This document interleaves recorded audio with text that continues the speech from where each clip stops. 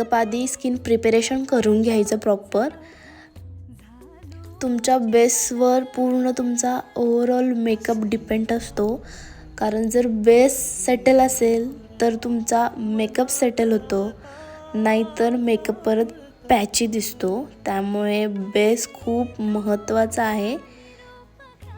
Then आपण blusher लावून घेणार आहे. कस्टमरची रिक्वायरमेंट होती की मेकअप हा सेटल हवा आहे, सो मी आधीच ब्लशर आणि हायलायटर लावून घेतलं.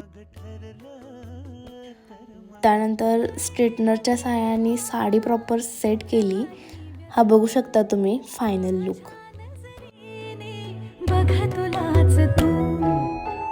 दोन किनारे आपण दोघे भेट अचानक होईल का.